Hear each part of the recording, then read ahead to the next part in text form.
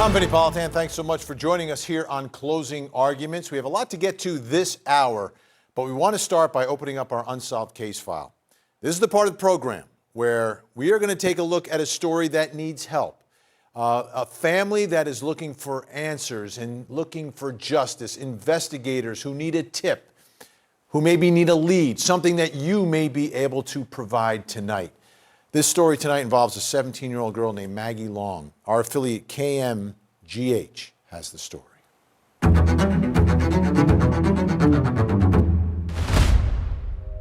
We definitely really cherish the memories we have with her, and I think that's part of how we're able to continue day to day. Maggie Long's memory lives on in her parents' home and with her sisters as they continue to seek justice. She did not deserve what happened to her.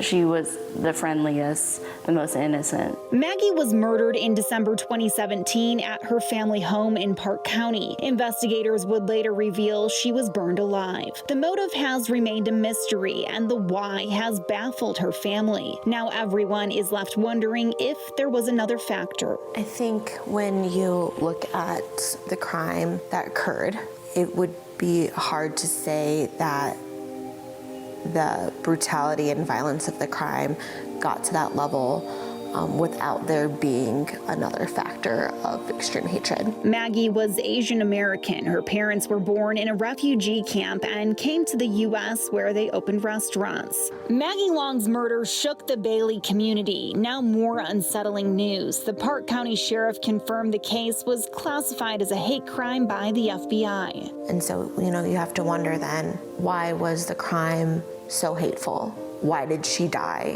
in such a violent, brutal manner? This is not a death that was accidental. It was completely intentional. And I think for those reasons, there must be another angle of why somebody would go to that extent to express their hatred. It absolutely raises more questions about how it could have happened and who it was. But I don't know, there's so many questions at this point. Friend Broderick Hartman met Maggie in grade school. Her pictures hang on the wall in his home alongside a poem. This is a picture with Maggie and my girlfriend Emily. He says the latest development has everyone wanting more information, but authorities didn't say what led to the case being reclassified. Because it really just feels like we're getting half the story at most. It's just all been so bizarre, and I feel like we just don't know anything about what happened except that she's dead. Her family released a statement saying the reclassification of this case has brought light to a new angle that may bring answers. They have thought of everything so far in this case, and they're working extremely hard. Maggie's sisters say this latest development has them rethinking everything, and they want the community to do the same. The FBI tip line is open, and there's a $75,000 reward for information. Hopefully it gets people to think about the case from a different perspective, or think about the interactions they may have had with people in Bailey during that time. One of the last significant developments came when the sheriff revealed she was burned alive and released pictures of her family's home. Investigators believe at least 3 suspects were involved. They previously released sketches and vehicle descriptions. I've wanted to do everything we can to solve this case. Most of all, they hope it will lead to answers. There's still that heaviness that keeps us in the past, while her, spirit encourages us to have hope and to move forward. We're still tethered to that night in 2017, and until we get real answers, I don't know if we can really truly move on. Okay, folks, this is why we do this, okay? Answers are needed. Here's a phone number. If you have any information that could help investigators and help a family, 303-239-4243. 303-239-4243. That is the Colorado Bureau of Investigation. Okay, we've got some more updates on the story. Liz Gilardi from our great affiliate KMGH has more on the story for us tonight. Maggie Long's murder shook a small mountain community in Bailey, Colorado, and now more unsettling news as the FBI confirms the case was classified as a hate crime. Maggie's family and the community have been desperate for answers since she was killed in 2017. A year later, we learned she was burned alive, and over the years, there have been a lot of rumors and speculation about the case. The FBI and Park County Sheriff confirmed the case has been reclassified as a hate crime, but they did not give any further explanation as to why. Maggie's family hopes this reclassification has brought to light a new angle that they ultimately hope will bring new answers about the case. Maggie was Asian American. Her parents were born in a refugee camp and came to the U.S. where they opened several restaurants. Her family says a detective recently told them the case would be reclassified, but they didn't initially think about the horrific killing as a hate crime, at least not initially. Authorities have speculated that she may have walked in on a robbery in progress, but one of the last significant developments in the case came when the sheriff revealed she was burned alive and released pictures of her family's home. Investigators believe at least 3 suspects were involved, and they released sketches and vehicle descriptions. There's also a $75,000 reward for answers about Maggie Long's murder, and anyone with information is encouraged to contact the FBI. I'm Liz Gilardi. Big thanks to Liz Gilardi out there at KMGH in Denver for us tonight. Let's bring in our special guests. Joining us from Denver, Colorado are Maggie Long's sisters, Connie and Lynna Long. Connie, Lynna, thank you both for joining us. And let's start here. I want you to take some time. For people at home, they don't know Maggie. I want you to tell them about Maggie and let them know what you're missing and what the rest of us are missing here tonight without Maggie. I'll just say that Maggie had a huge impact, not just on our small mountain community, but on communities near and far. She traveled, she joined so many clubs. She just had such an eagerness to learn and to learn about others and spread kindness and joy. And I think that's why so many people showed up to her memorial service. So many people reached out to us. And it's just been so overwhelming not being able to experience all these new things in life with her. When it comes to my sister Maggie, it's all about impact and the impact that she had on the people not just close to her, her friends that she loved, and her family, but the communities that she was part of. Her theater community, her sports communities, her school community. Maggie's impact touched everyone. And that infectious kindness and laughter was taken from us. You know, we do this segment because we hope that there's someone watching that may know something, heard something from someone. And sometimes they need a little push to come forward. And in this case, if there are 3 suspects, my guess is there's more than 3 people that know what happened here. Explain to us what this has done to your family, what it is like waking up every morning, and what it is like not having an answer and having no sense of justice. The level of trauma that we have experienced is really just unparalleled. It's really multifaceted, with just having something so horrific happen to our sister, and to have to go through that while at the same time not having any closure and knowing who's responsible. It just makes the grieving process that much more challenging. Like you said, it's exceptionally difficult to know that with up to 3 suspects out there, that there are certainly people who know these suspects and have some kind of information. And that's been the most difficult part, trying to move forward, is not having those answers and not being able to just take those answers out of people. It's really going to take a level of bravery for people who know something to speak up and to call the tip line and reach out, even any detail as small, or if they may believe that someone else has brought up their concern. At this point, it's about finding those leads in the community. Tell me about the community, because now this is being investigated as a hate crime.